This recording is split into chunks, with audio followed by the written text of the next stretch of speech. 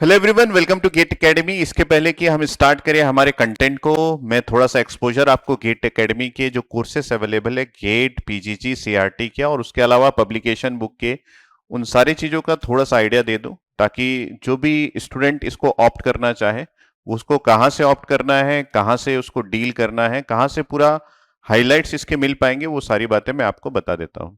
तो हमारे पास कोर्स जो अवेलेबल है गेट 23-24 एस्पिरेंट्स के लिए ईसीडब्ल्यू आईएन, जिस पर्टिकुलर ब्रांचेस को मैं डील करता हूं। सबसे पहला है कि हमारे पास लाइव क्लासरूम प्रोग्राम है। लाइव क्लासरूम प्रोग्राम मतलब आप फैकल्टी से घर बैठे मोबाइल के थ्रू लाइव इंटरेक्ट कर सकते हैं, लाइव उनके टीचिंग को एक्सपीरियंस कर सकते हैं। तो ये बहुत ही गजब का कोर्स है। इसमें आपको ऑनलाइन क्लासरूम मिलेगा, ठीक है, और फीलिंग जो है वो ऑफलाइन की ही रहेगी। रिकॉर्डेड लेक्चर्स भी अवेलेबल होंगे। कई लोग ये सोचते हैं कि लाइव मिलेगा तो रिकॉर्डेड मिलेगा कि नहीं मिलेगा, रिकॉर्डेड भी मिलेगा।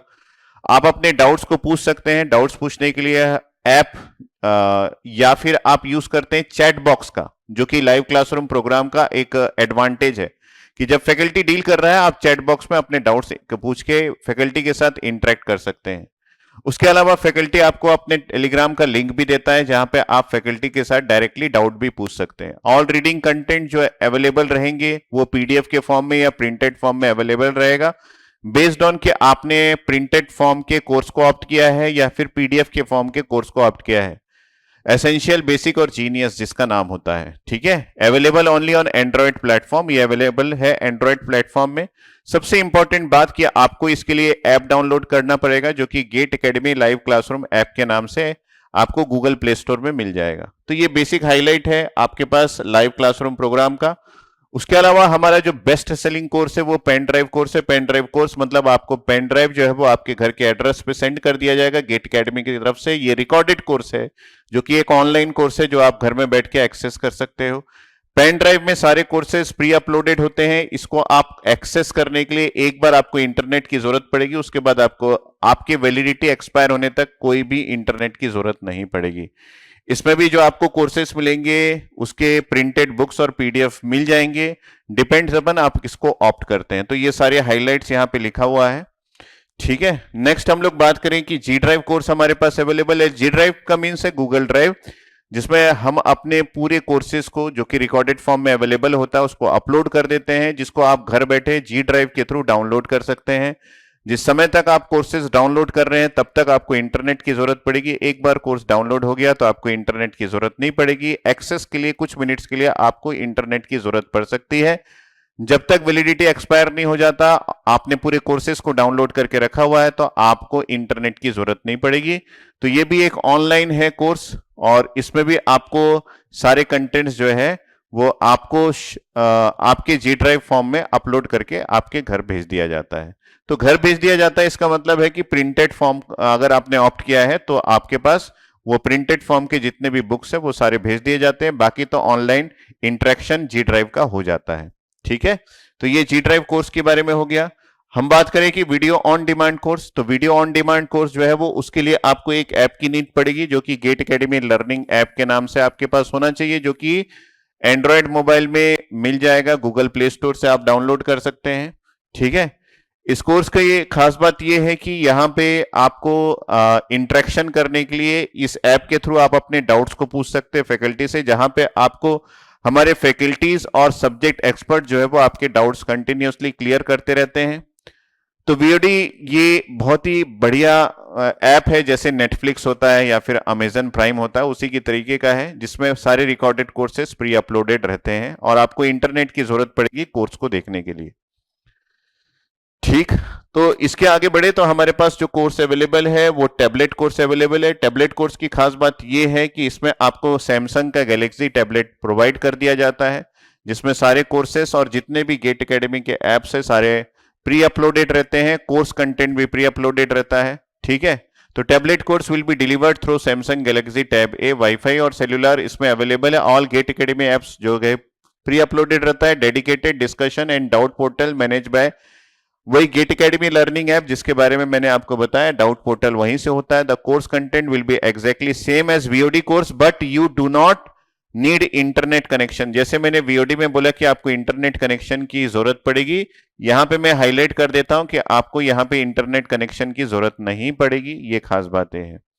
ठीक है, तो ये हो गया हमारा टैबलेट कोर्स। टैबलेट कोर्स का मतलब है सैमसंग गैलेक्सी टैब ए जो आपको सेंड किया जाता है, उसकी वजह से इसका नाम टैबलेट कोर्स है।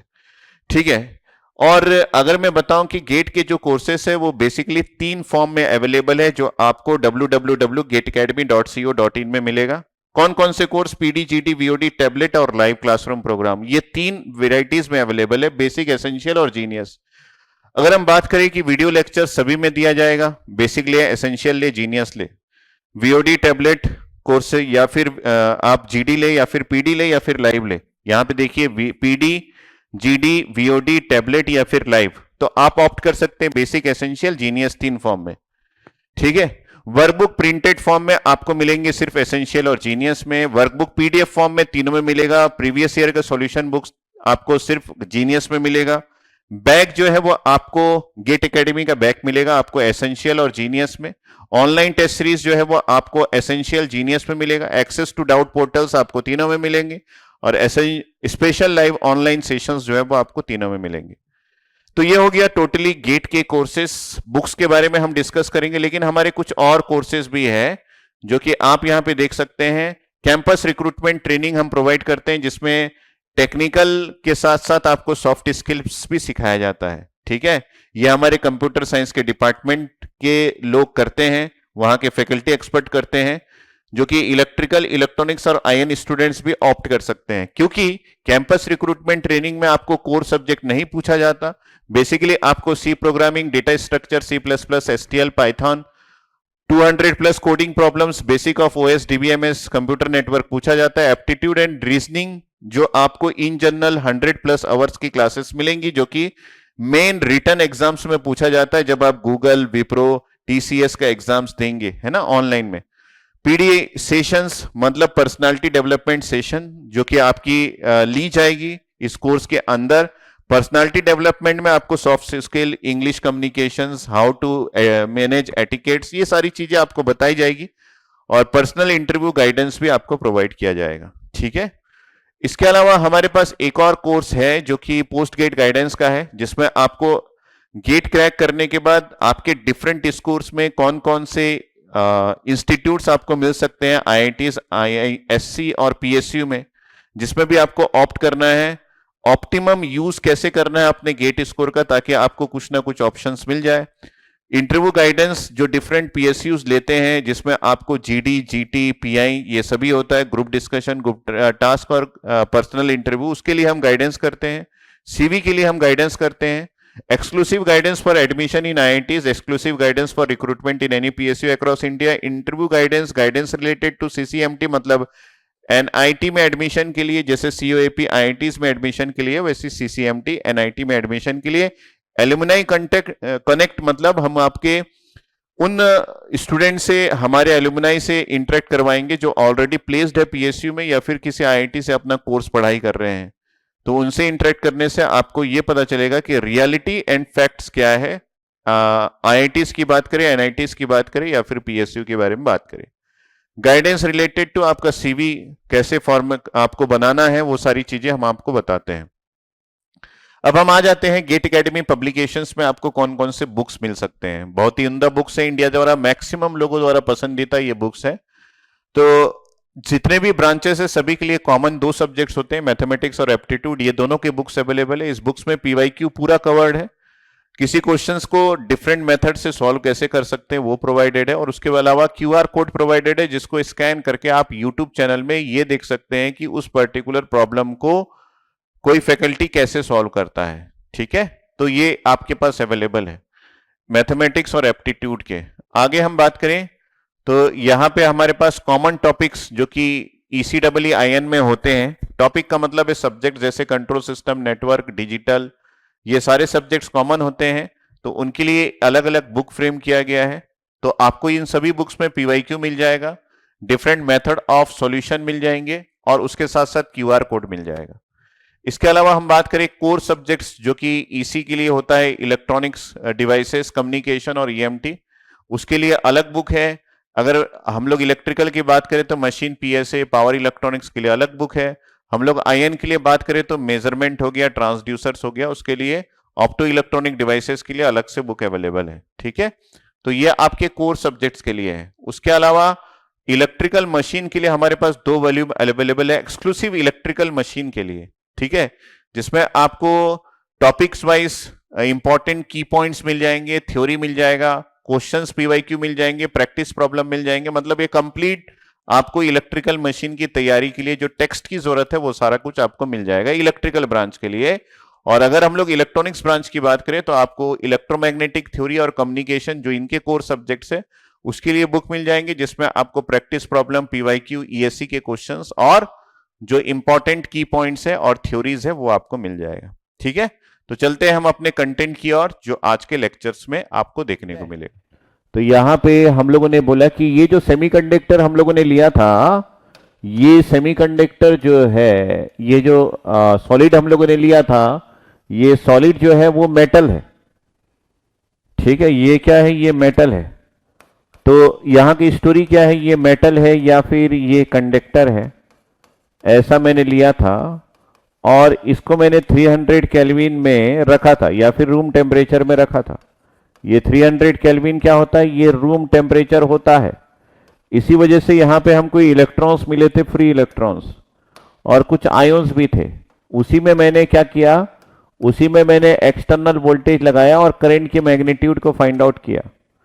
तो इसी में मैंने क्या किया? इसी में मैंने एक एक्सटर्नल वोल्टेज लगाया। देखो मटेरियल का टाइप मैंने लिख दिया, एक्सटर्नल वोल्टेज लगाया और इसी के अकॉर्डिंग करंट डेंसिटी को फाइंड आउट किया। तो ये मेरे पास पॉजिटिव है, ये नेगेटिव है, और यहां पे मैंने एक वोल्टेज लगा दिया। अब इसके अंदर एक करंट फ्लो होने लगा। करंट का डायरेक्शन क्या है सर? ये करंट का डायरेक्शन है और ये आपका करंट है, ये आपका करंट है। इलेक्ट्रॉन्स किस डायरेक्शन में जा रहे हैं? इस डायरेक्शन में। इलेक्ट्रॉन्स की वेलोसिटी क्या है? Drift velocity. ये क्या है? ये एरिया ऑफ क्रॉस सेक्शन है। बाकी सब आपको पता है। और जे जब हम लोगों ने कनेक्ट किया तो ये आ गया N Q mu N into electric field, ऐसा आ गया। ठीक है,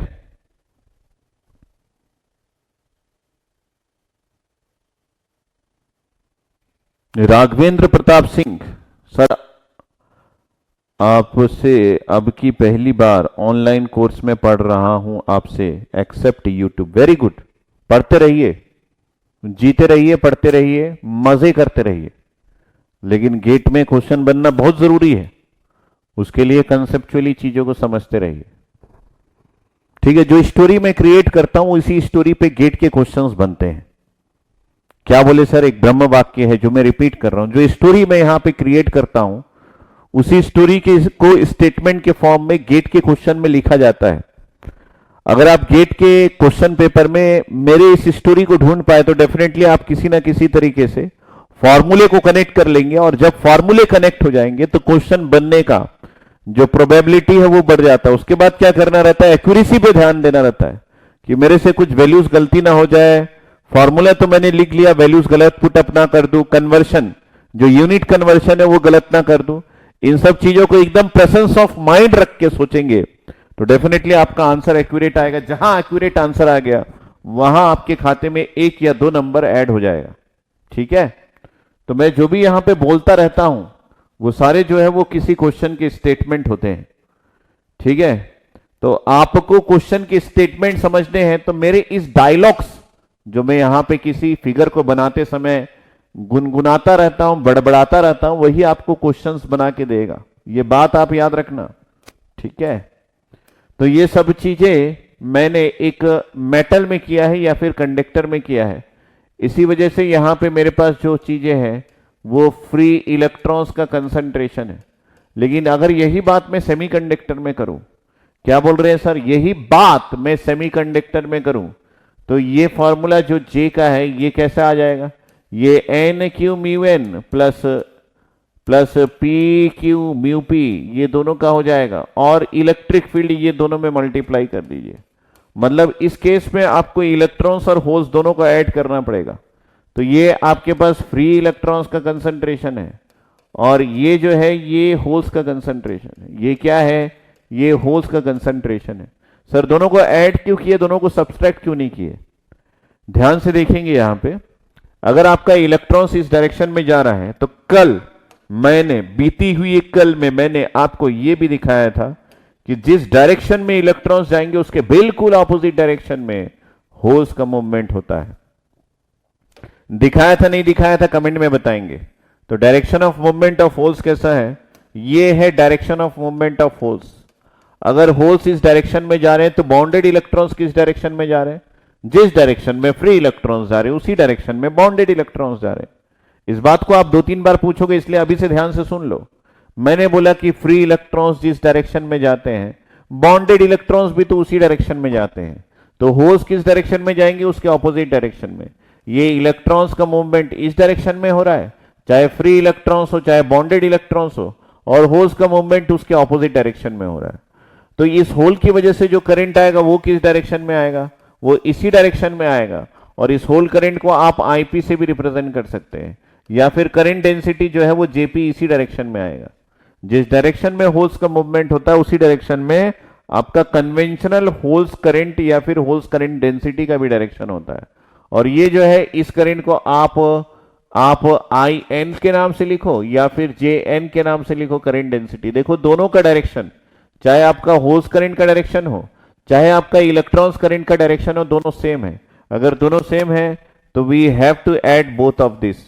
हमको इन दोनों को ऐड करना पड़ता है जब हम इसी इक्वेशन को किसी सेमीकंडक्टर में लिखने की कोशिश करें। तो ये जो इक्वेशन है, ये इक्वेशन एक्चुअली सेमीकंडक्टर का है। सर किसका है? ये इक्वेशन एक्चुअली सेमीकंडक्टर का है, सेमीकंडक्टर का है। और ये इक्वेशन किसका है? सर ये इक्वेशन एक्चुअली मेटल का है। ये मेटल का है और ये सेमीकंडक्टर का है।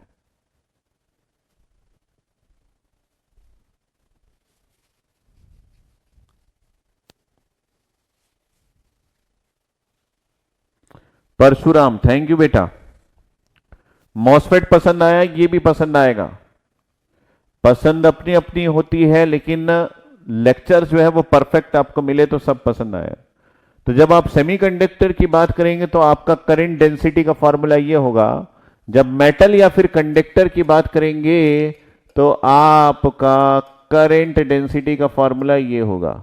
चाहे ये है चाहे ये है, आपका करंट डेंसिटी जो है वो फ्री इलेक्ट्रॉन्स के कंसंट्रेशन और होल्स के कंसंट्रेशन पे डिपेंड करता है, चाहे मेटल का हो चाहे सेमीकंडक्टर का हो।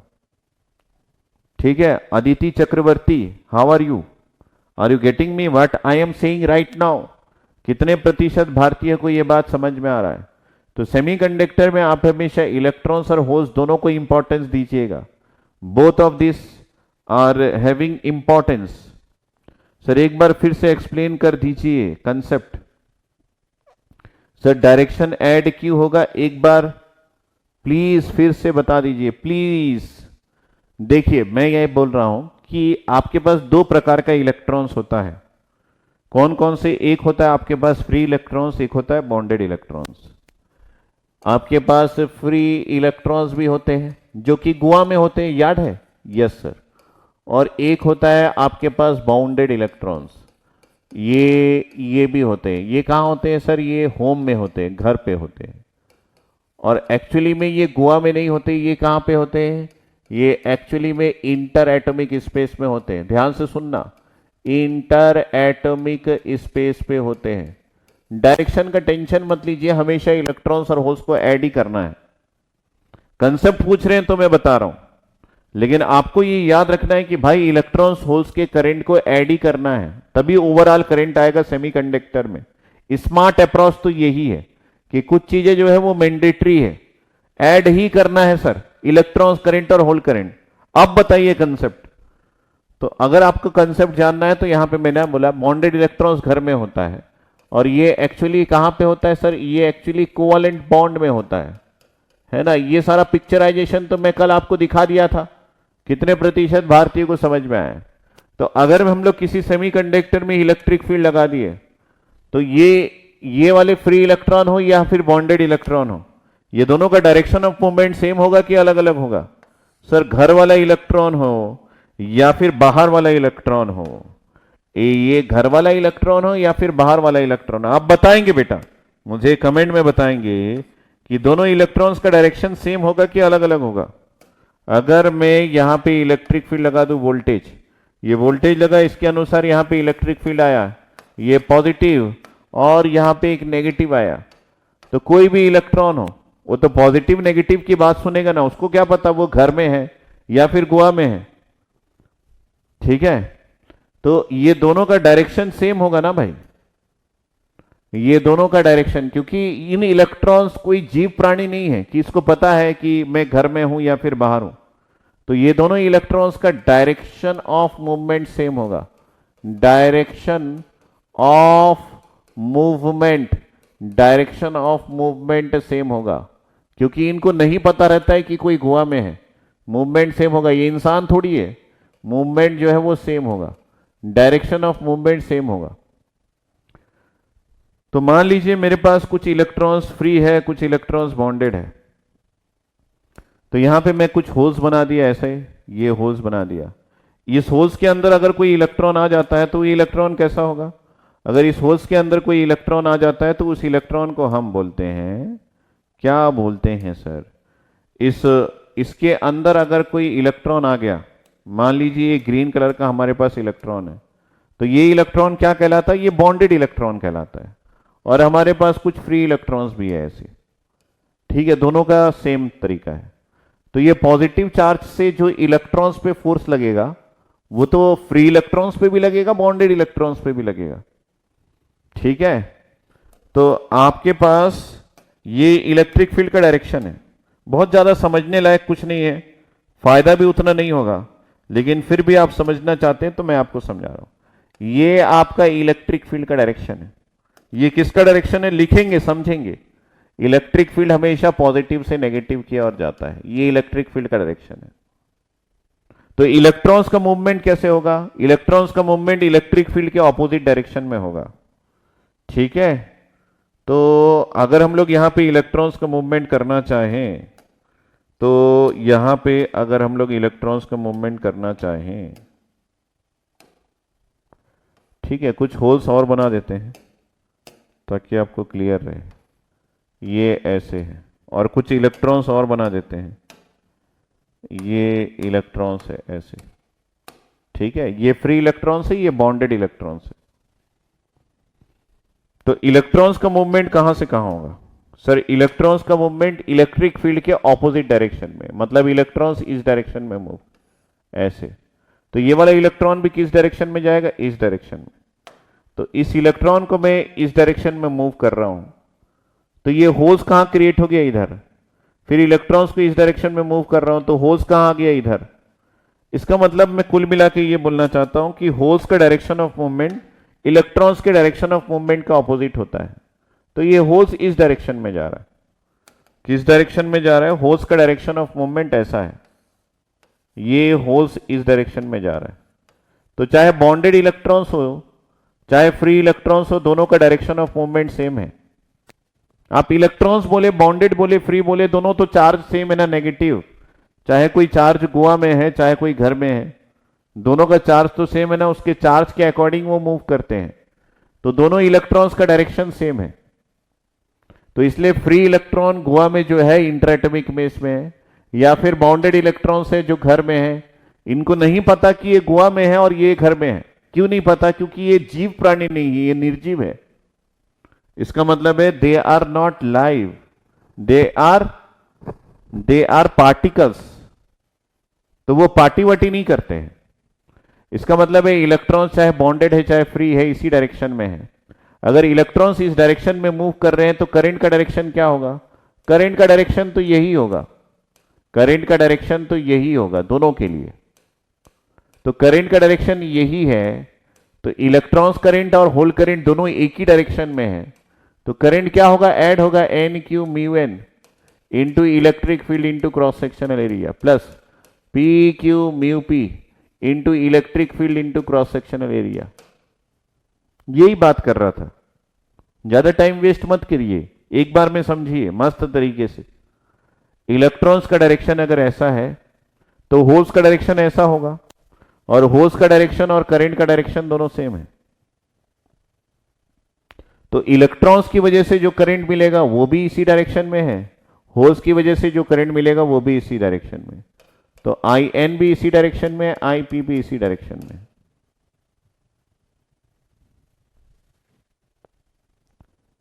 ठीक है, आई एन भी इसी डायरेक्शन में, आई पी भी इसी डायरेक्शन में।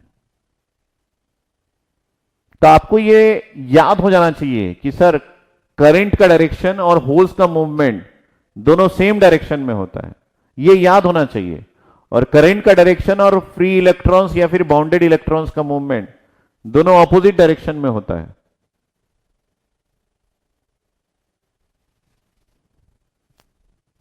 ए कहां से आया ये पूछ रहे हैं, बड़े बदमाश है आप तो। देखिए ये है आपका करंट का डेंसिटी जे। जे क्या होता है, J is equal to I by A होता है। तो जब आप आई फाइंड आउट करेंगे तो ये क्या होगा, जे इंटू ए होगा ना भाई। तो जे इंटू ए का मतलब क्या है, अगर इसमें आई फाइंड आउट करेंगे तो जे की वैल्यू ए से मल्टीप्लाई हो जाएगी। ठीक है, तो मैं यहां पे करंट फाइंड आउट कर रहा था, तो यहां से यहां तक क्या है, ये जे है, उसको ए से मल्टीप्लाई कर दिया। ये क्या है, ये जे है, उसको ए से मल्टीप्लाई कर दिया। याद करने की जरूरत नहीं है भाई, याद करोगे तो मर जाओगे। करंट इलेक्ट्रॉन से हो चाहे करंट होल से हो, दोनों करंट फ्री इलेक्ट्रॉन्स और बॉन्डेड इलेक्ट्रॉन्स की वजह से ही है। तो दोनों करंट का डायरेक्शन तो सेम होगा ना, इसको याद करोगे क्या भाई।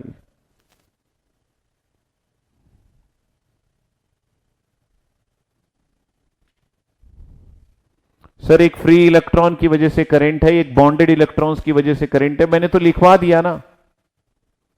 तो फ्री इलेक्ट्रॉन्स की वजह से करंट हो या फिर बॉन्डेड इलेक्ट्रॉन्स की वजह से करंट हो, करंट तो एक ही डायरेक्शन में होगा ना।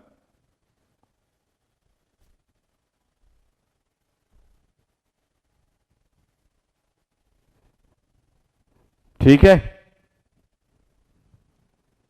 तो इसीलिए जब आप सेमीकंडक्टर में करंट की बात करें, सेमीकंडक्टर में करंट की बात करें, तो ये करंट का फॉर्मूला है आई सेमीकंडक्टर में। ये आपका इलेक्ट्रॉन करंट जिसको हम आई, होल करंट जिसको आईपी से लिखते हैं, और इलेक्ट्रॉन करंट जो आई एन से लिखते हैं, ये दोनों का एडिशन होगा। सो यहां पे हम लोग लिख सकते हैं कि आईपी का फॉर्मूला क्या होगा, ये पी क्यू म्यू पी, ये क्या हो जाएगा, ये P Q mu P into electric field into A. और आई एन क्या होता है, ये N Q mu into electric field into ये फॉर्मूला हो।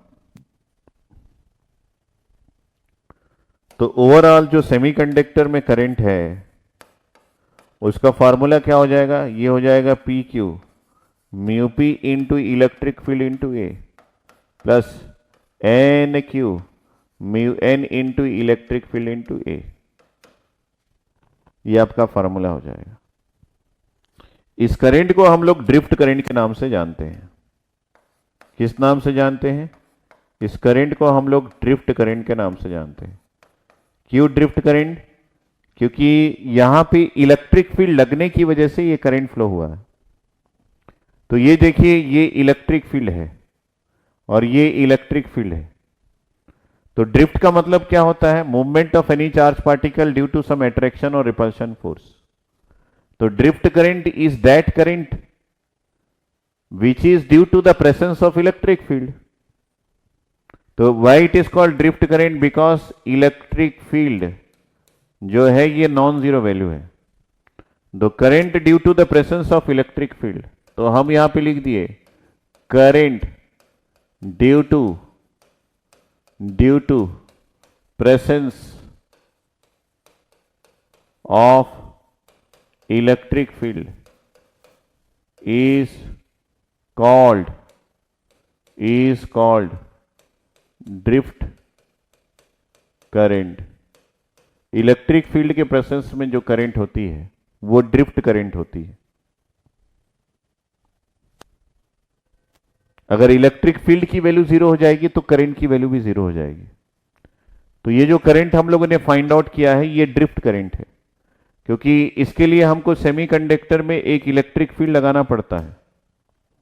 तो जैसे ये सेमीकंडक्टर है और इसमें आपने अगर एक्सटर्नली एक इलेक्ट्रिक फील्ड लगा दिया, ठीक है, ये एक इलेक्ट्रिक फील्ड लगा दिया ऐसा, ये पॉजिटिव ये नेगेटिव, तो इसके अंदर एक करंट फ्लो होने लगता है, ठीक है, और ये करंट का डायरेक्शन ऐसा होता है, this is the direction of current, ठीक है। तो ये है आपका करंट, ये है आपका करंट, ये पॉजिटिव नेगेटिव, ये V है। इस करंट को एक्चुअली में हम लोग ड्रिफ्ट करंट बोलते हैं। सो ये करंट जो है ये ड्रिफ्ट करंट है। क्यों? क्योंकि ये इलेक्ट्रिक फील्ड के प्रेजेंस में आया है। तो यहां पे आपका एक इलेक्ट्रिक फील्ड लगा हुआ है जिसका डायरेक्शन जो है वो इस डायरेक्शन में है। क्यों इलेक्ट्रिक फील्ड इस डायरेक्शन में है? क्योंकि इलेक्ट्रिक फील्ड हमेशा पॉजिटिव से नेगेटिव की ओर जाता है।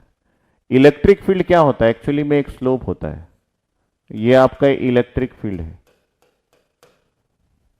जो जिस डायरेक्शन में इलेक्ट्रिक फील्ड है उसी डायरेक्शन में करंट होता है। जिस डायरेक्शन में इलेक्ट्रिक फील्ड है उसके ऑपोजिट डायरेक्शन में चार्ज कैरियर्स का मूवमेंट होता है।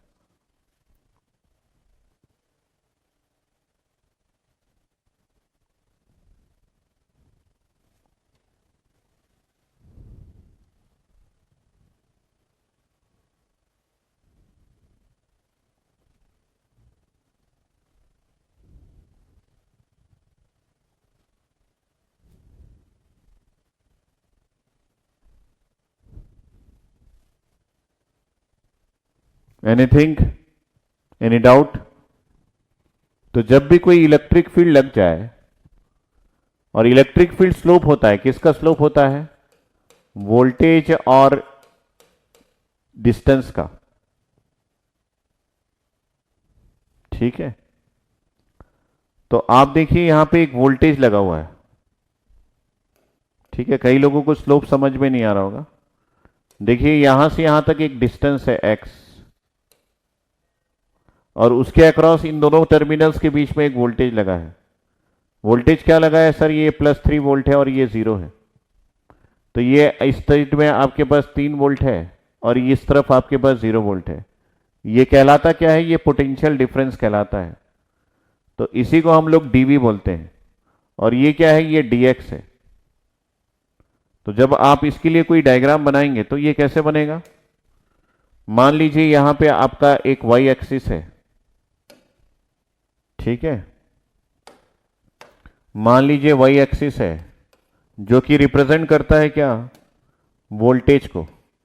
और मान लीजिए कोई x एक्सिस है जो कि रिप्रेजेंट करता क्या है सर? ये डिस्टेंस को, जिसको हम x इन सेंटीमीटर बोलते हैं, ठीक है।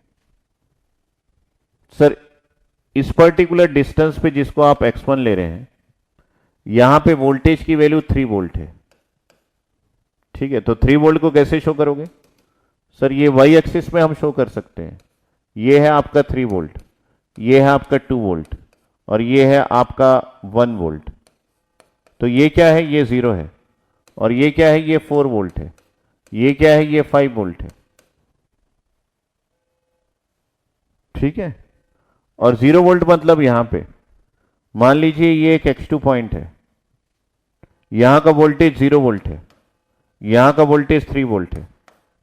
तो ये 3 वोल्ट से 0 वोल्ट के बीच में जब आप x1 से x2 की ओर जाएंगे तो आप देखिए आपका जो इंटरेक्टिव पॉइंट है ये ऐसे खींचोगे, ऐसे खींचोगे, ये जहां पे मिलता है इस पॉइंट को, इस डिस्टेंस का वोल्टेज है। तो ये 3 वोल्ट है एट डिस्टेंस x1। उसी प्रकार यहां पे क्या है सर? 0 वोल्ट है एट डिस्टेंस x2। इन दोनों के बीच में एक स्लोप बन रहा है। ये देखिए ये स्लोप है। ये जो स्लोप है, इस स्लोप को मैंने लिखने को बोला कि ये क्या स्लोप है, तो आपने बोला कि सर इस स्लोप को आप लिख सकते हो। कैसे लिख सकते हो सर? ये स्लोप जो है वो change in voltage divided by change in distance है। ये क्या है? ये y एक्सिस में जो चेंजेस हो रहे हैं वो है, और ये जो x एक्सिस में चेंजेस हो रहे हैं ये वो है। तो y बाई x एक्सिस क्या होता है? ये स्लोप होता है। और अगर dV बाई dx लिख दिए तो डेफिनेटली यही dV बाई dx जो है वो इलेक्ट्रिक फील्ड कहलाता है। तो जब भी किसी डिस्टेंस के अकॉर्डिंग कोई वोल्टेज में वेरिएशन हो, जब भी कोई डिस्टेंस के अकॉर्डिंग कोई वोल्टेज में वेरिएशन हो, तो वहां पे इलेक्ट्रिक फील्ड आ ही जाता है। इसलिए इलेक्ट्रिक फील्ड को change in voltage divided by change in distance बोला जाता है। तो आप यहां पे फाइंड आउट कर सकते हैं कि ये इलेक्ट्रिक फील्ड पॉजिटिव है कि नेगेटिव है। तो यहां पे स्लोप जो है वो नेगेटिव है। क्यों? क्योंकि जैसे जैसे डिस्टेंस बढ़ रहा है वोल्टेज की वैल्यू डिक्रीज हो रही है। तो अगर हम लोग यहां पे dV बाई dx को लिखने का चाहें, है ना, यहां पे dV बाई dx को लिखना चाहें तो ये क्या हो जाएगा सर? ये हो जाएगा आपके पास 3 माइनस 0 और ये हो जाएगा x1 माइनस x2। तो x1 की वैल्यू जो है वो मैं लिख देता हूं 2 सेंटीमीटर है और इसकी वैल्यू 3 सेंटीमीटर है। तो आपको यहां पे लिखना पड़ेगा ये 3 माइनस 0 वोल्टेज के टर्म्स में और ये 2 माइनस 3 इसके टर्म्स में। तो यहां पे क्या आ जाएगा? एक नेगेटिव वैल्यू आ जाएगा, क्योंकि 2 माइनस 3 जो है वो नेगेटिव होता है। तो अल्टीमेटली आपके पास यहां पे क्या हो जाएगा? एक negative value, that is 3 divided by 1, that is -3। ये आपका इलेक्ट्रिक फील्ड की वैल्यू है, वोल्ट पर centimetre. Unit of electric field is volt पर सेंटीमीटर। तो जब भी किसी डिस्टेंस में पोटेंशियल का वैल्यू चेंज होता है तो वहां पे इलेक्ट्रिक फील्ड का प्रेजेंस होता है। इस इलेक्ट्रिक फील्ड के डायरेक्शन को भी आप तय कर सकते हैं। इस इलेक्ट्रिक फील्ड के डायरेक्शन को भी आप तय कर सकते हैं।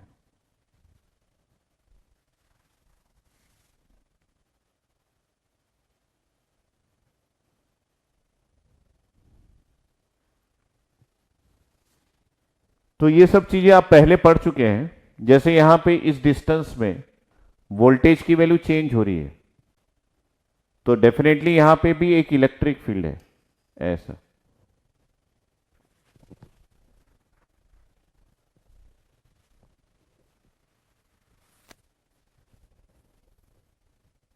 करंट पर यूनिट लेंथ क्या होता है? करंट पर यूनिट एरिया होता है क्या? चार्ज डेंसिटी क्या होता है? ये करंट पर यूनिट एरिया होता है। करंट पर यूनिट लेंथ क्यों लिख रहे हो?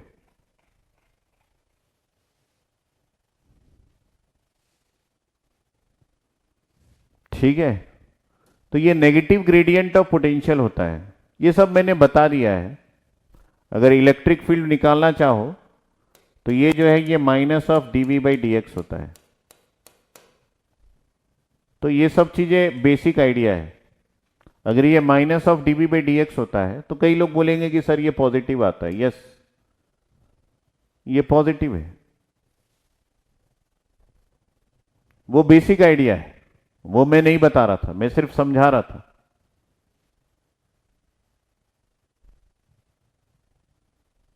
सो अगर आप इसको इलेक्ट्रिक फील्ड शो करेंगे तो ये नेगेटिव ग्रेडियंट ऑफ पोटेंशियल होता है।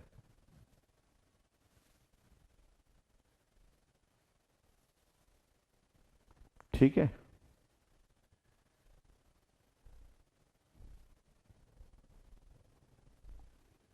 तो कोई नई बात नहीं बता रहा था आपको। सिर्फ कई लोगों को डाउट आ जाता है ना कि इलेक्ट्रिक फील्ड कहां से आया, तो ये बचपन में मैंने पढ़ा था तो वो आपको आज बता दिया।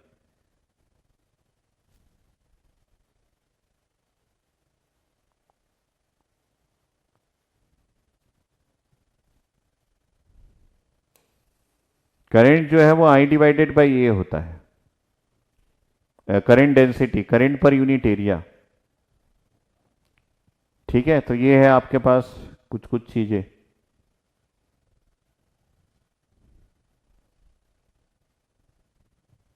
सभी स्लाइड्स है मेरे पास, मैं सेंड कर दूंगा ग्रुप बना के, है ना। टाइम वेस्ट नहीं करते, फटाफट आगे बढ़ते हैं। ठीक है, फटाफट जो है वो आगे बढ़ते हैं।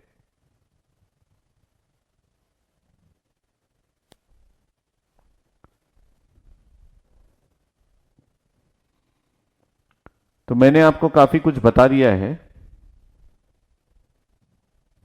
ठीक है, तो आप सेमीकंडक्टर को समझ गए कि सेमीकंडक्टर में अगर आप ड्रिफ्ट करंट की बात कर रहे हैं तो इलेक्ट्रिक फील्ड का होना जरूरी है। जब भी सेमीकंडक्टर में इलेक्ट्रिक फील्ड होगा तो वहां पे एक करंट फ्लो होगा, डेट इज ड्रिफ्ट करंट। और उस ड्रिफ्ट करंट को फाइंड आउट करने के लिए आपको इलेक्ट्रॉन्स और होल्स दोनों के करंट को ऐड करना पड़ेगा। इलेक्ट्रॉन्स और होल्स दोनों के करंट को ऐड करना पड़ेगा। ठीक है, अब आगे बढ़ते हैं। हम एक सेमीकंडक्टर के बारे में पढ़ते हैं कि एक सेमीकंडक्टर जो है वो इंट्रिंसिक सेमीकंडक्टर हो सकता है। अब ये इंट्रिंसिक सेमीकंडक्टर क्या होता है, अगर कोई पूछेगा तो आप बोलना जब क्लासिफिकेशन ऑफ सेमीकंडक्टर हम पढ़ेंगे तो क्लासिफिकेशन ऑफ सेमीकंडक्टर में हमारे पास दो तरीके के सेमीकंडक्टर होते हैं। एक वो सेमीकंडक्टर जो हम लोगों ने बिल्कुल प्योर बनाया है, जैसे कि सिंगल क्रिस्टल सिलिकॉन जो आपको मैंने बताया है, पॉलीक्रिस्टल नहीं, सिंगल क्रिस्टल। तो एक होता है आपके पास प्योर सेमीकंडक्टर और एक होता है आपके पास इम्प्योर सेमीकंडक्टर। एक होता है आपके पास प्योर सेमीकंडक्टर, एक इम्प्योर। ये जो प्योर सेमीकंडक्टर होता है जो कि क्रिस्टल होता है एक ही मटेरियल का, इसको हम बोलते हैं this is known as intrinsic semiconductor, है ना। और ये जो इम्प्योर सेमीकंडक्टर है इसमें हम इंप्यूरिटीज मिला देते हैं, मतलब जैसे दूध में पानी। तो ये जो सेमीकंडक्टर कहलाता है ये एक्सट्रिंसिक सेमीकंडक्टर बन जाता है। यस, तो दूध में पानी मिलाते हैं तो एक्सट्रिंसिक बन जाता है। और pure semiconductor, impure semiconductor. Pure semiconductor कौन होते हैं? सर आप अगर सिलिकॉन से कोई सेमीकंडक्टर बनाएंगे और उसमें कुछ भी नहीं मिलाएंगे, सिर्फ और सिर्फ सिलिकॉन के एटम्स उसमें होगा, तो वो प्योर सेमीकंडक्टर है। ये पहला एग्जाम्पल। दूसरा एग्जाम्पल मान लीजिए आप जर्मेनियम से कोई सेमीकंडक्टर बनाते हैं और उसमें सिर्फ और सिर्फ जर्मेनियम ही है और कोई और नहीं है, तो ये सेकंड एग्जाम्पल हो गया आपके पास प्योर सेमीकंडक्टर का। इम्प्योर सेमीकंडक्टर क्या है? सर आपने एक सेमीकंडक्टर बनाया जो कि सिलिकॉन से बना हुआ था, तो यहां पे आपने सिलिकॉन को ऐड कर दिया। सिलिकॉन एटम से बना हुआ था, आपने उसमें ऐड कर दिया मान लीजिए एल्यूमिनियम का एटम। एल्यूमिनियम का एटम अगर इसमें ऐड कर दिए तो सर ये इसकी प्योरिटी भंग कर दिए ना, दूध में आपने पानी मिला दिया। तो इस टाइप के सेमीकंडक्टर को एक्सट्रिंसिक सेमीकंडक्टर बोलते हैं। उसी प्रकार अगर आप सेकेंड एग्जांपल ले कि सर इसी सिलिकॉन एटम में अगर आपने मिला दिया, क्या आपने मिला दिया फास्फोरस का एटम, फास्फोरस का एटम मिला दिए, तो ये क्या बन गया सर? ये इम्प्योर सेमीकंडक्टर बन गया। तीसरा, अगर ये जर्मेनियम है, जर्मेनियम का सेमीकंडक्टर है, जर्मेनियम एटम से बना हुआ एकदम प्योर, आपने उसमें बोरोन का एटम मिला दिया, तो ये क्या बन गया सर? ये बोरोन का एटम मिलाते ही ये इम्प्योर सेमीकंडक्टर बन गया। चौथा एग्जाम्पल, आपके पास था जर्मेनियम, जर्मेनियम सेमी एटम थे एक सेमीकंडक्टर के अंदर, आपने मिला दिया उसमें आर्सेनिक, आपने मिला दिया उसमें आर्सेनिक के एटम, तो ये क्या बन गए? ये इम्प्योर के एग्जाम्पल्स हैं। तो सेमीकंडक्टर या तो प्योर होता है सिलिकॉन या जर्मेनियम, या फिर सिलिकॉन के साथ कुछ और, सिलिकॉन के साथ कुछ और, जर्मेनियम के साथ कुछ और जर्मेनियम के साथ कुछ और। ये सारे जो है वो एक्सट्रिंसिक सेमीकंडक्टर कहलाते हैं। तो अगर हम लोग सिलिकॉन में एल्यूमिनियम के एटम्स मिला दें तो ये जो है ये पी टाइप का सेमीकंडक्टर बन जाता है, और उसी सिलिकॉन में अगर हम लोग फास्फोरस मिला दें तो ये जो है ये एन टाइप का सेमीकंडक्टर बन जाता है। अगर जर्मेनियम में बोरोन को मिला दें तो ये जो है ये पी टाइप का सेमीकंडक्टर बन जाता है। अगर वही जर्मेनियम में आर्सेनिक मिला दें तो ये एन टाइप का सेमीकंडक्टर बन जाता है। तो इसका मतलब है एक्सट्रिंसिक सेमीकंडक्टर दो टाइप का होता है, एक होता है पी टाइप का सेमीकंडक्टर और एक होता है हमारे पास एन टाइप का सेमीकंडक्टर। मिलाए क्या है उसके ऊपर डिपेंड करता है कि वो किस टाइप का सेमीकंडक्टर है। यहां तक क्लियर है? तो जब भी एक प्योर चीज में कोई और चीज मिला देते हैं तो वो एक्सट्रिंसिक सेमीकंडक्टर बन जाता है। तो एक्सट्रिंसिक सेमीकंडक्टर दो वेराइटीज के होते हैं। क्या होते हैं? या तो वो पी टाइप के होते हैं या तो वो एन टाइप के होते हैं।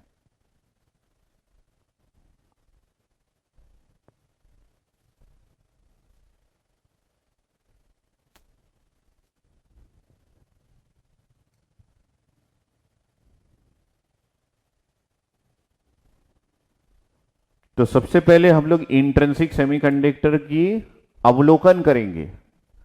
अपने नयन, अपने चक्षु, अपनी आंखों को खोल के इस इंट्रिंसिक सेमीकंडक्टर का अवलोकन करें। ध्यान से देखें। Please concentrate on intrinsic semiconductor. अगर आप इंट्रिंसिक सेमीकंडक्टर को बेहतरीन तरीके से समझते हैं तो आपको एक्सट्रिंसिक सेमीकंडक्टर भी बेहतरीन तरीके से समझ में आने वाला है। ठीक है? और वो एग्री विथ मी? आप सभी रेडी है? रेडी है तो एक बार जो है जय हिंद जय भारत बोल दीजिए।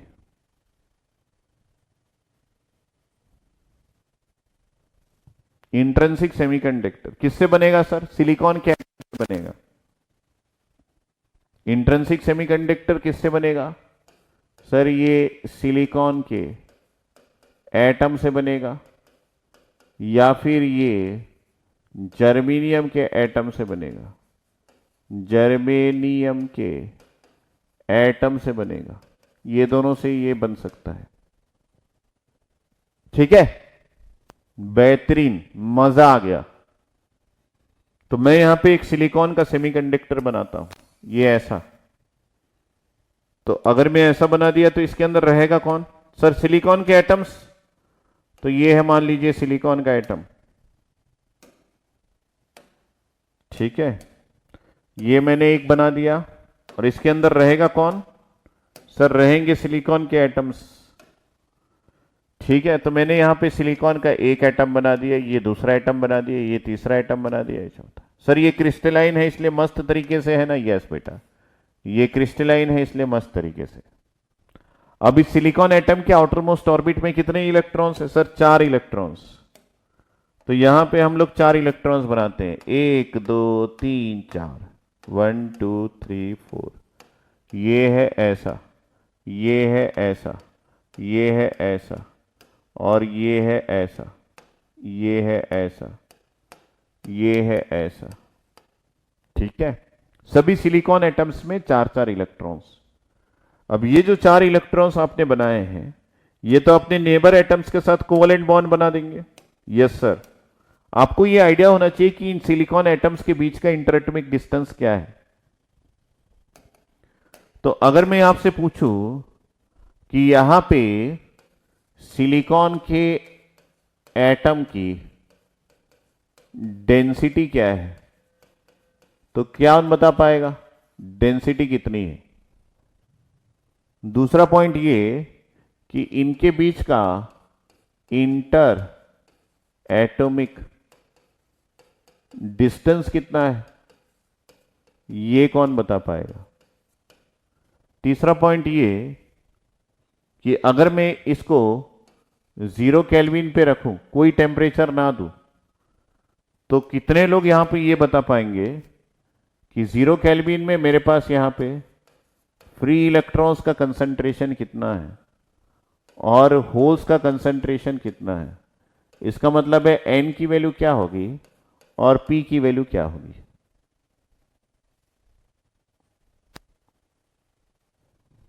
ठीक है? तो सिलिकॉन एटम्स की डेंसिटी हर एक यूनिट वॉल्यूम में यहां पे 5 × 10⁻22 एटम्स है पर यूनिट वॉल्यूम। इसको कई बार पर सेंटीमीटर क्यूब भी लिखते हैं, एटम्स नहीं लिखते। और इंटर एटॉमिक डिस्टेंस हमारे पास 5 एंगस्ट्रॉम का है।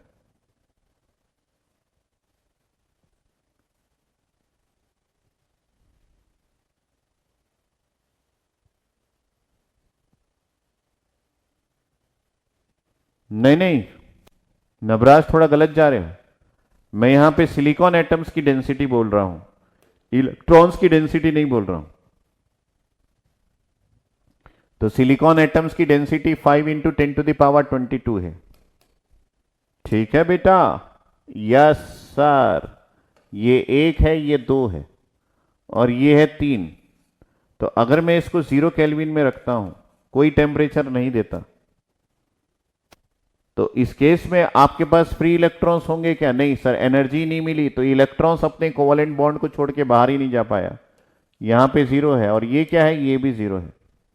मतलब 0 केल्विन में इलेक्ट्रॉन्स को एनर्जी कहां से मिलेगी कि वो अपने अपने कोवेलेंट बॉन्ड को छोड़ के जाए? नहीं सर, नहीं मिलेगी। अगर नहीं मिलेगी तो भाई नहीं है। ये सब बातें आपको विजुअलाइज होनी चाहिए। अब इसको मैं विजुअलाइजेशन देना चाह रहा हूं। तो यहां पे मैंने एक बॉन्ड बना दिया, यहां पे एक बॉन्ड बना दिया, यहां पे एक बॉन्ड, यहां पे एक बॉन्ड, यहां पे एक बॉन्ड, एक बॉन्ड, एक बॉन्ड, एक बॉन्ड, एक बॉन्ड, एक बॉन्ड। ये मैंने बॉन्ड क्रिएट कर दिया ऐसा।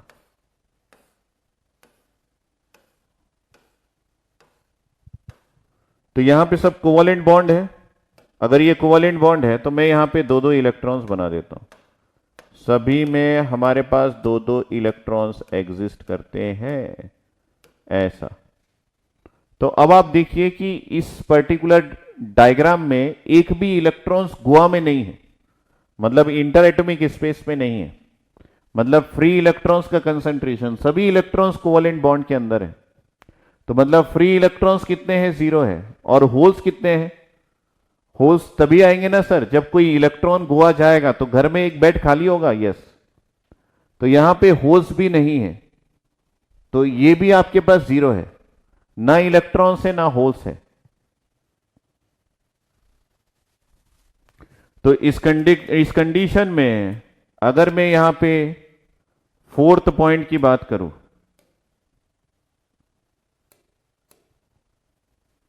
फोर्थ पॉइंट की बात करूं, अगर मैं यहां पे फोर्थ पॉइंट की बात करूं, फोर्थ पॉइंट क्या है? मैं यहां पे फाइंड आउट करना चाहता हूं कि कंडक्टिविटी कितनी है इस मटेरियल की। मटेरियल की प्रॉपर्टी है कंडक्टिविटी। सर कंडक्टिविटी टेम्परेचर पे डिपेंड करेगा ना, 0 केल्विन पे। 0 केल्विन पे कंडक्टिविटी फाइंड आउट करना चाह रहा हूं।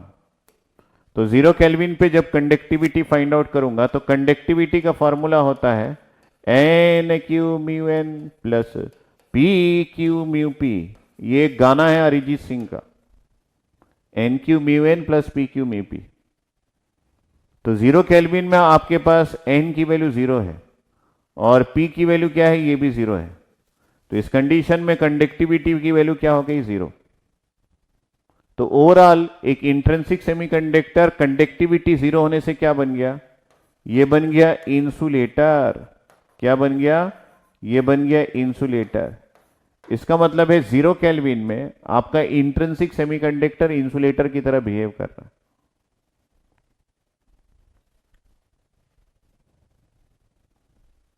0 केल्विन में आपका इंट्रिंसिक सेमीकंडक्टर जो है वो इंसुलेटर की तरह बिहेव कर रहा है,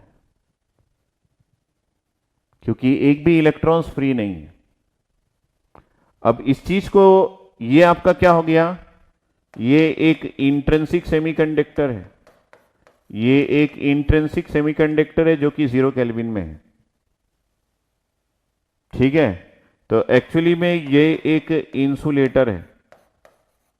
ये सेमीकंडक्टर है लेकिन ये इंसुलेटर है, क्योंकि टेम्परेचर की वैल्यू पे डिपेंड करता है। सेमीकंडक्टर की यही तो एक खास बात है कि हम उसको इंसुलेटर की तरह भी यूज कर सकते हैं और कंडक्टर की तरह भी यूज कर सकते हैं। राइट नाउ ये एक इंसुलेटर है और इसमें सभी इलेक्ट्रॉन्स कोवेलेंट बॉन्ड के अंदर है। अब इसके अकॉर्डिंग हम एक एनर्जी बैंड डायग्राम को ड्रॉ करें। सर ये क्या होता है एनर्जी बैंड डायग्राम?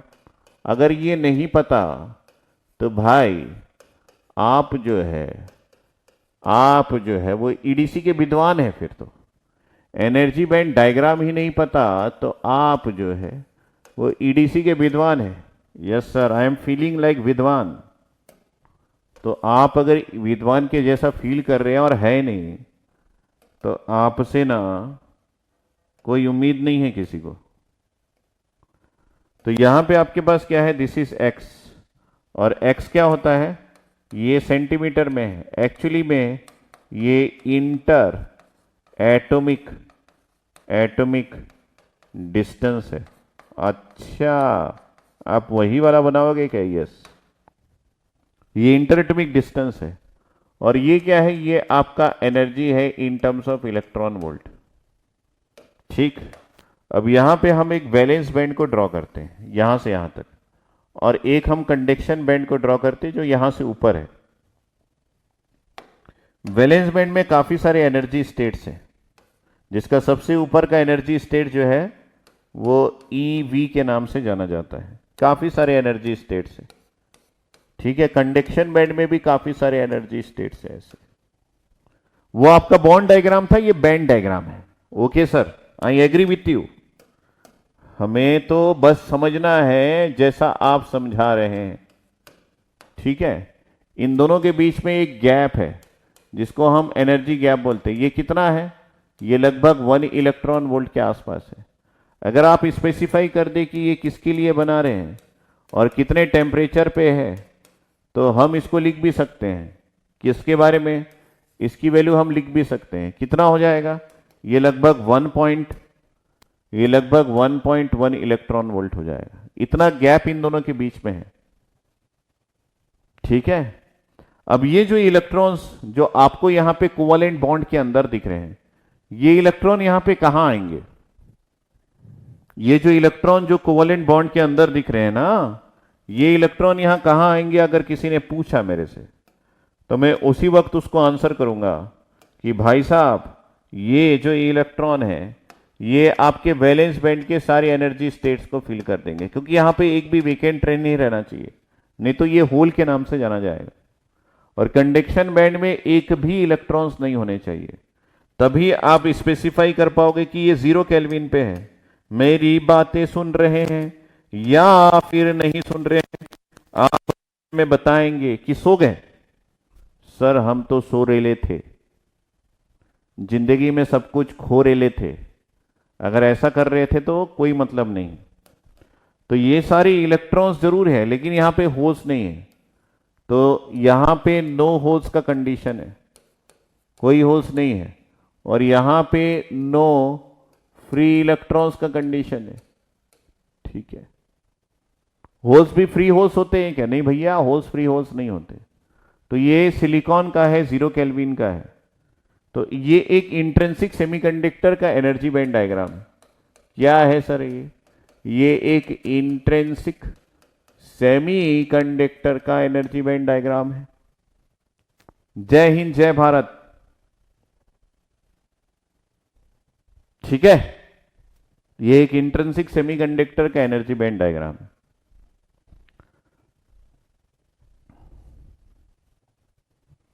अब यहां पे जो इलेक्ट्रॉन्स है, ठीक है, इन इलेक्ट्रॉन्स को मैं एनर्जी दे दिया किसी भी फॉर्म में।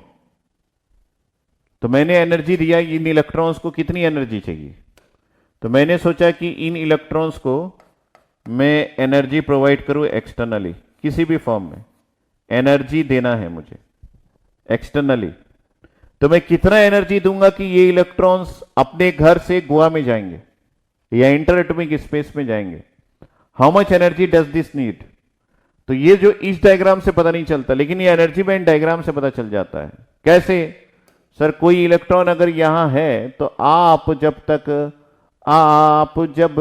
1.1 इलेक्ट्रॉन वोल्ट की एनर्जी नहीं दोगे तब तक ये इधर नहीं पहुंच पाएगा।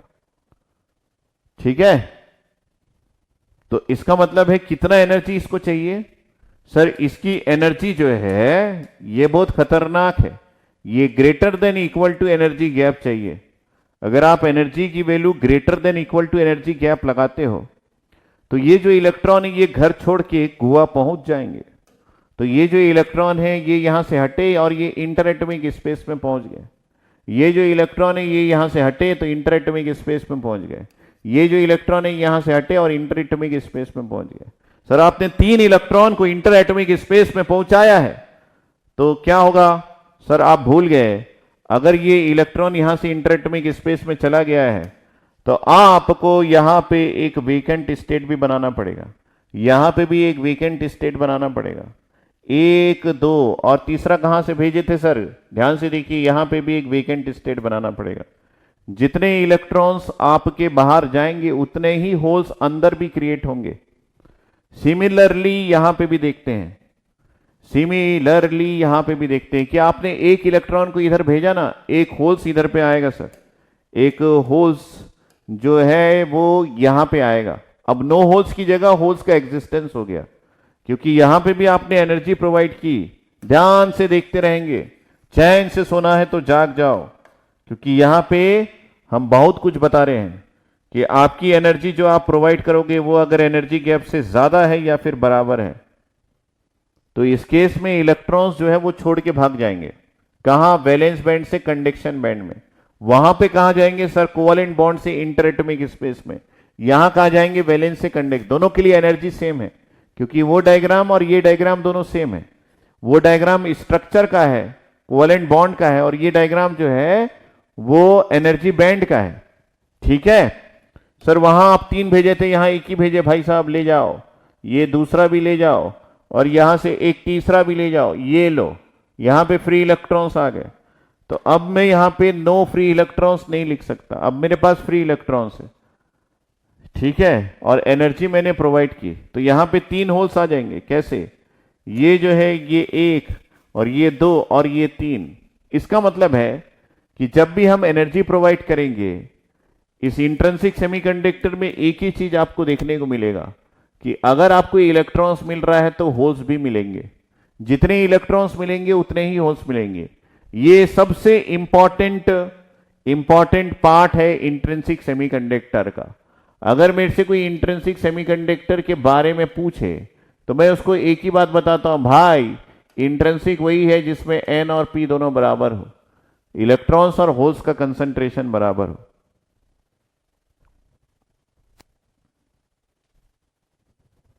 हाँ, इसको 1.21 लिख दो, लकीर वाला बनना नहीं है ना अपन को, है ना? लिख दो भाई, लिख दो, ये लो।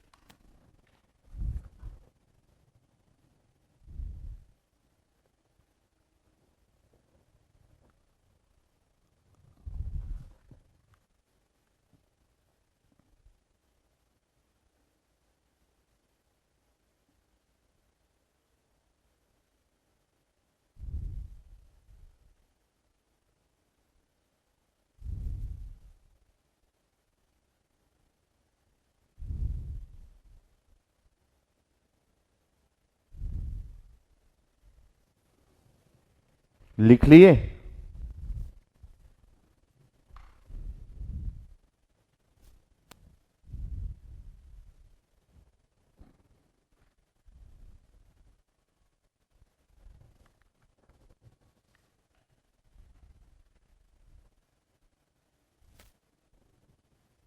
सभी कोई लिख लिए ना भाई?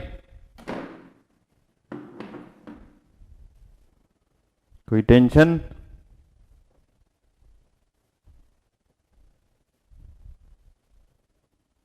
Any problem?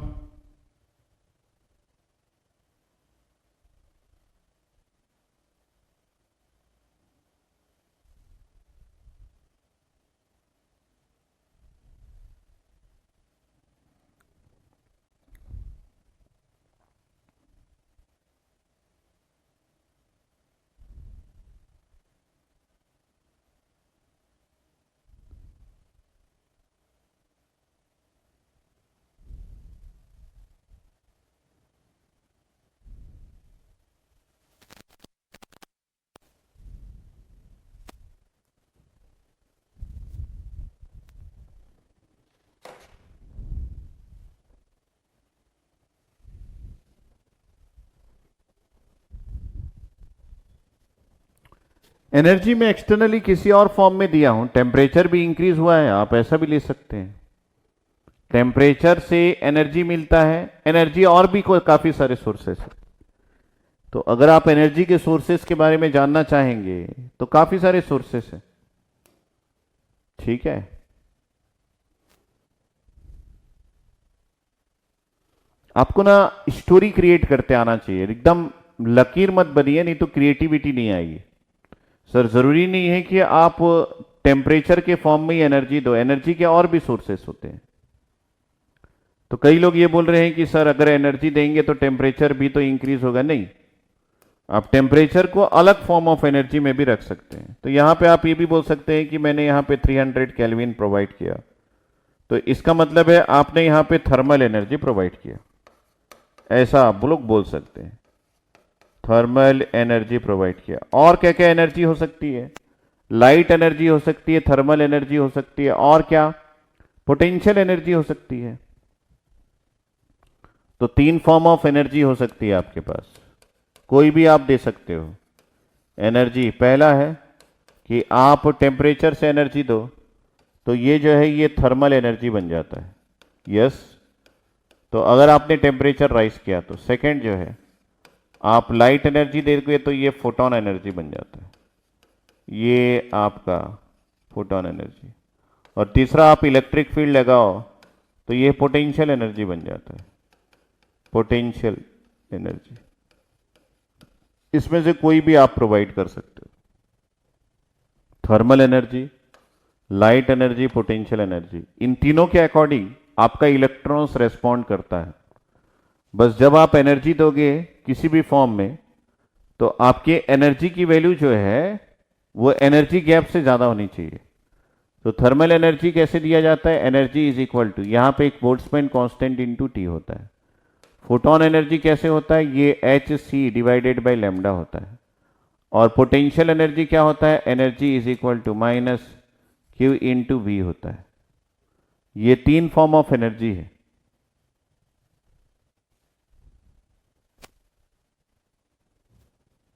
तो आप कुछ भी प्रोवाइड कर सकते हो।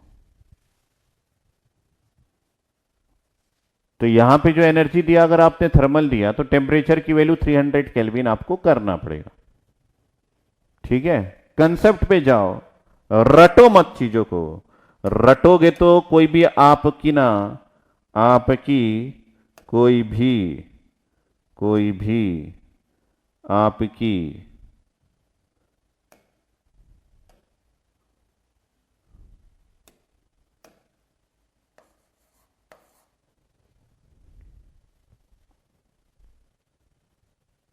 टेंशन दे सकता है आपको।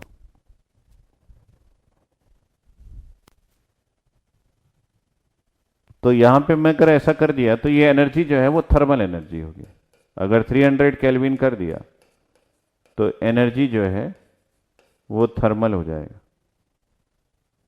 ठीक है, मस्त टाइप का कहानी है, कुछ भी रटने की बात नहीं है। सर यहां कुछ रटने की जरूरत है क्या? नहीं भाई, कुछ रटने की जरूरत नहीं है।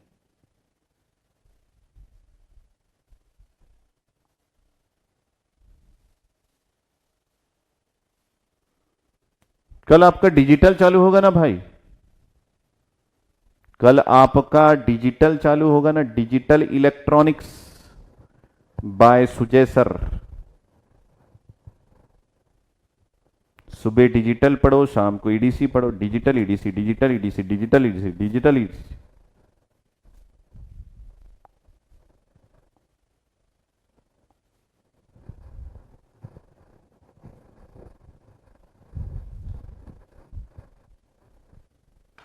तो सबसे खास बात क्या है कि यहां पे इलेक्ट्रॉन्स और होल्स दोनों बराबर होते हैं। और आपका जो इलेक्ट्रॉन्स और होल्स जो बराबर होता है, N is equal to P, इसका नाम होता है एन आई। एन आई का मतलब क्या है? एन आई का मतलब होता है, लिख लेंगे अपनी कॉपी में, एन आई का मतलब होता है कि इंट्रिंसिक इंट्रिंसिक कंसंट्रेशन। एन आई का मतलब होता है इंट्रिंसिक कंसंट्रेशन। लिख लिए?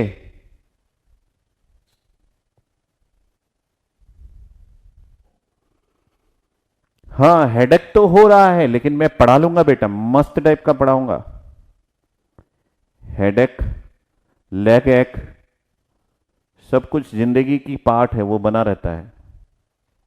आपके नॉलेज में कुछ भी मैं बाधा नहीं लाऊंगा, नो बाधा, और नॉलेज को आधा भी नहीं करूंगा, बाधा भी नहीं लाऊंगा।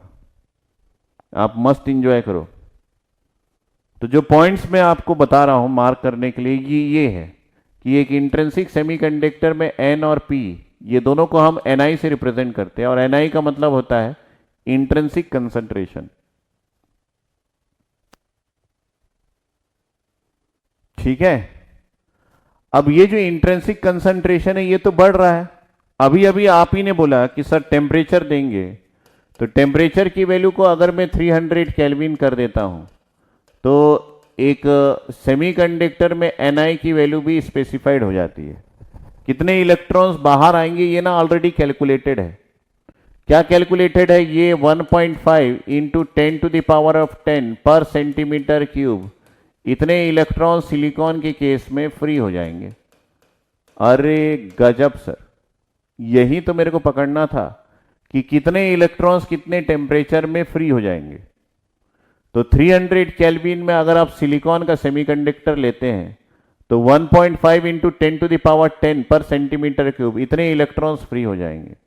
तो अगर आप ऊपर से नीचे देखोगे तो पूरी स्टोरी है। ये एटॉमिक डेंसिटी है और ये इलेक्ट्रॉनिक्स डेंसिटी है। सर ये Ni की वैल्यू है, तो इतने ही इलेक्ट्रॉन्स और इतने ही होल्स दोनों फ्री हो जाएंगे क्या? पर यूनिट वॉल्यूम, पर यूनिट वॉल्यूम। 25th या 26th को आपका फर्स्ट यूनिट जो है वो ओवर हो जाएगा, over and out, over and out. 25 तारीख को ज्यादा से ज्यादा 26 को 2 घंटे और आपका पहला जो चैप्टर है वो कंप्लीट हो जाएगा, पहला चैप्टर कंप्लीट हो जाएगा। और उसके बाद 4 दिन में आपका दूसरा चैप्टर कंप्लीट हो जाएगा। उसके बाद 2 दिन में आपका तीसरा सब्जेक्ट कंप्लीट हो जाएगा। और उसके बाद आगे के 5 दिन में आपका चौथा, पांचवा, छठवां चैप्टर कंप्लीट हो जाएगा। 25 तारीख को हम 5 तारीख या फिर 6 तारीख ज्यादा से ज्यादा आपका ईडीसी का सिलेबस कंप्लीट। कंप्लीट मतलब कंप्लीट। जय हिंद, जय भारत। ठीक है, तो ये है आपकी कहानी। इसका मतलब है 300 केल्विन में आपके पास होल्स कितने होंगे? ये 1.5 इंटू 10⁻10 पर सेंटीमीटर क्यूब होंगे। आप ध्यान रखना ये पर सेंटीमीटर क्यूब है, मतलब हर एक यूनिट वॉल्यूम में आपके पास होल्स का कंसंट्रेशन 1.5 इंटू 10⁻10 होगा। ठीक है, और इलेक्ट्रॉन्स का कंसंट्रेशन भी 10⁻10 होगा। ये मैं किसके लिए बता रहा हूं? ये मैं सिलिकॉन के लिए बता रहा हूं, ये मैं सिलिकॉन के लिए बता रहा हूं। अगर यही बात जर्मेनियम के लिए किया जाए तो सर क्या होगी आपकी कहानी? अगर यही बात, ये देखिए पूरा कहानी है, यहां पे पूरी कहानी है, एकदम फटाफट लिखा हुआ। ठीक है, तो ये थर्मल एनर्जी से इतने इलेक्ट्रॉन्स फ्री हो जाते हैं सिलिकॉन के केस में। ये ऑलरेडी मेजर्ड वैल्यू है। सिलिकॉन के केस में उतने इलेक्ट्रॉन्स लगभग फ्री हो जाते हैं। ठीक है,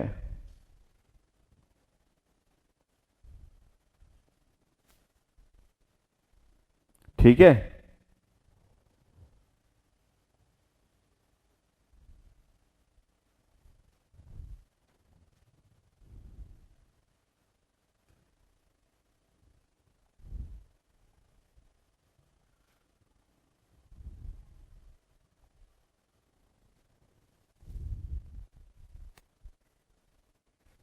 ठीक है, अगर यही बात हम लोग जर्मेनियम के लिए करें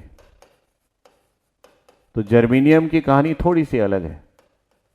ये बोल रहा है कि मुझे भी 300 केल्विन में थर्मल एनर्जी दो ना, जब मैं इंट्रिंसिक हूं तो सभी ने बोला कि हाँ दे दिया।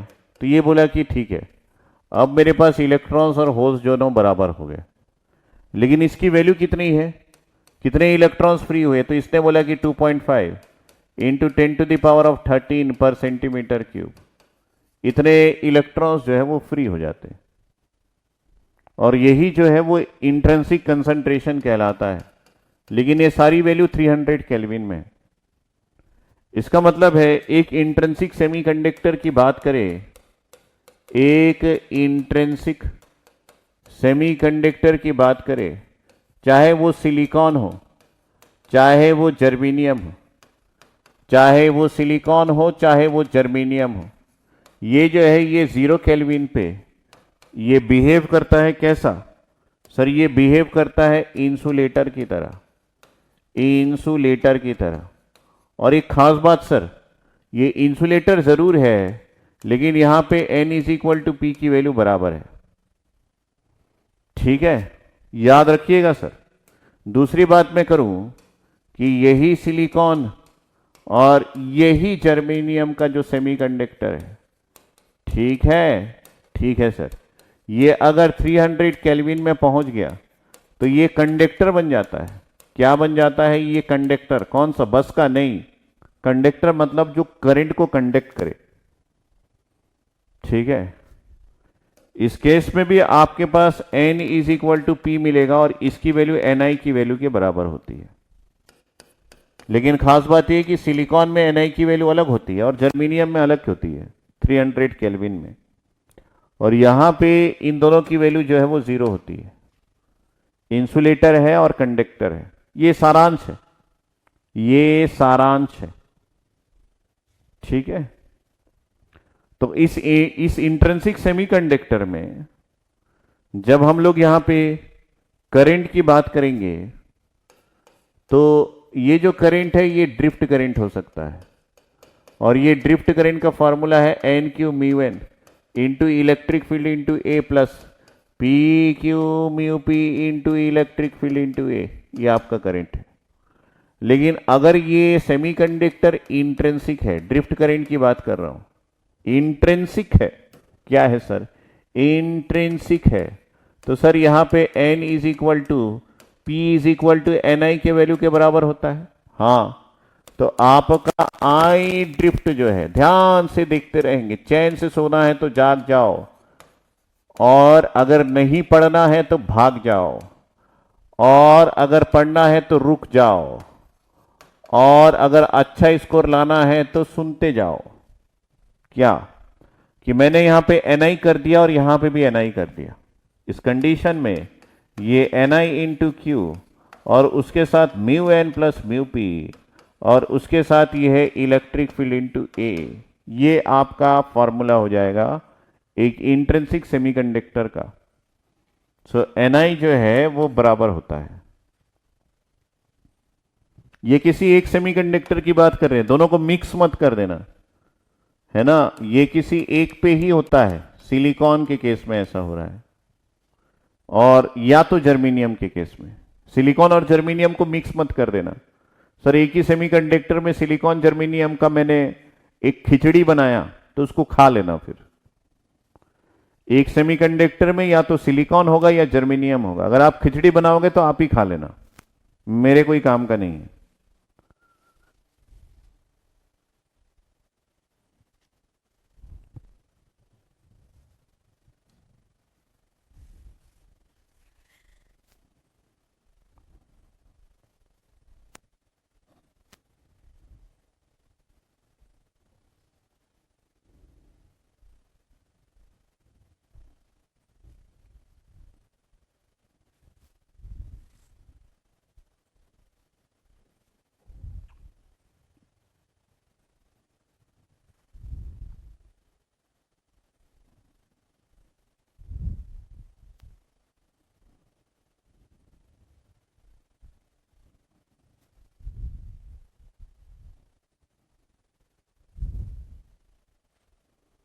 जय हिंद, जय भारत, जय दास सर।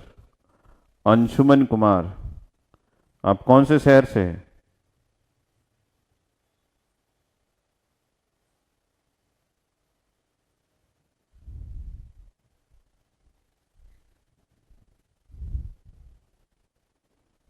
जब तक मेहनत नहीं तब तक नॉलेज नहीं।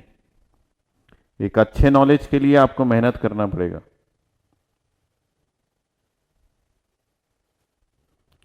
सब बोलते हैं ईडीसी टफ लगता है, लेकिन हमको तो इजी लग रहा है, ये किसी ने बोला अभी अभी।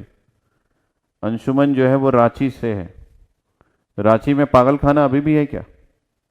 बचपन में मैं सुनता था। नहीं नहीं, पागल खाना आगरा में है। Sorry sorry sorry sorry. Ranchi की खास बात क्या है बेटा? मुझे नहीं पता। बचपन की एक बात याद आ गई तो मैं बोल दिया। I think I am wrong. पागल खाना तो आगरा में है।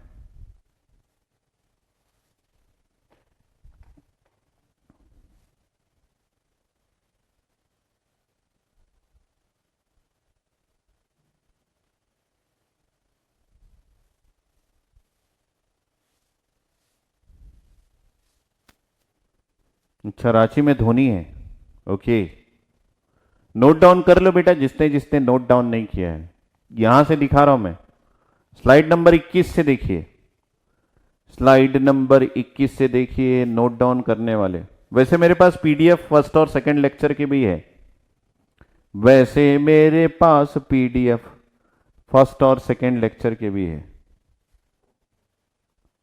ठीक है, ये इंट्रिंसिक सेमीकंडक्टर का स्लाइड है। My favorite subject, both digital and EDC. First one digital, second one EDC. I in love. Bhupendra Baghel.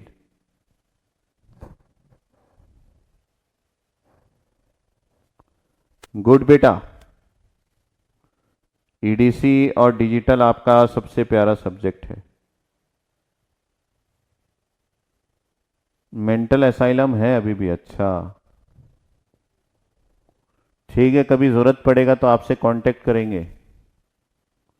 Students को समझा समझा के मेंटली डिस्टर्ब हो जाऊंगा, तो उस समय आपसे कांटेक्ट करूंगा अंशुमन।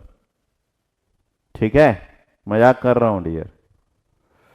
तो ये है आपका 21वां स्लाइड और ये है आपका 22वां स्लाइड। इन दोनों में कुछ छूट गया है तो बताएंगे। और ये है आपका 23वां स्लाइड।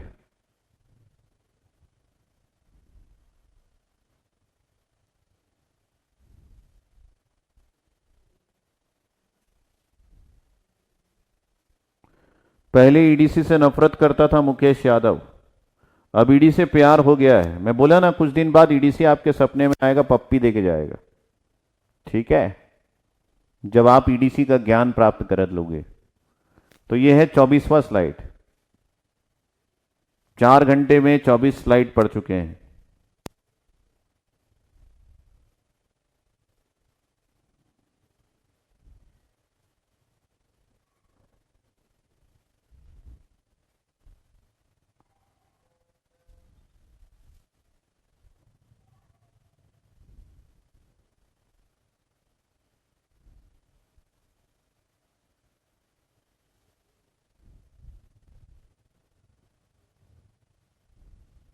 यह है 22वां स्लाइड।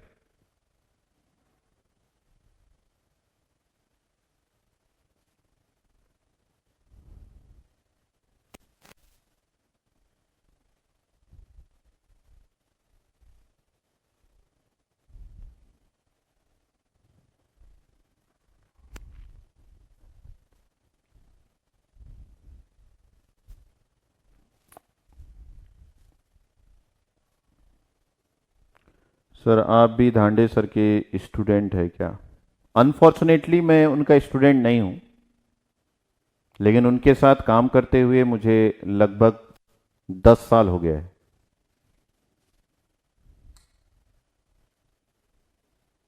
सर और मैं एक ही ईयर में पास आउट किए थे। So unfortunately I am not student of Dhande sir. मेरी किस्मत उतनी अच्छी नहीं थी।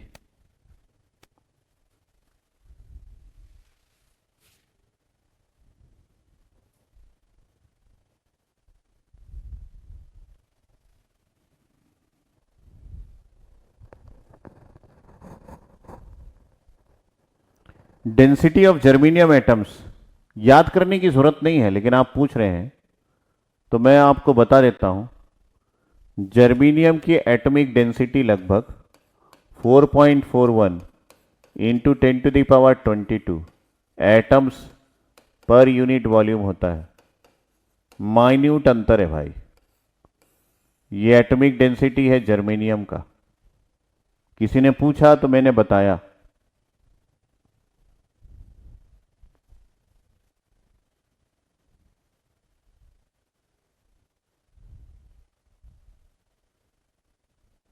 ठीक है,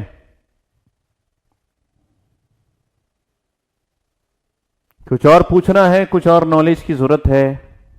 कॉलेज तो आप लोग जाते नहीं, सारे नॉलेज यहीं से ले लेते हैं। ठीक है, ये हो गया सारा इंट्रिंसिक सेमीकंडक्टर का। नहीं सर मेरे गुरु नहीं, सर मेरे फ्रेंड नहीं है, सर मेरे गुरु है और बॉस है। He is not actually my friend, I am always respecting him. तो वो मेरे दोस्त नहीं है एक्चुअली। ये और अलग बात है कि we are enjoying everything together. Dhande sir, Gurupal sir, मैं और सुजय सर,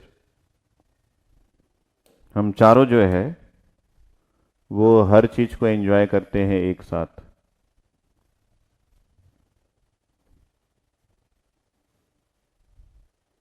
ठीक है, जिंदगी में आगे बढ़े क्या, कि आप मेरे फ्रेंडशिप के बारे में ही जानना चाहेंगे?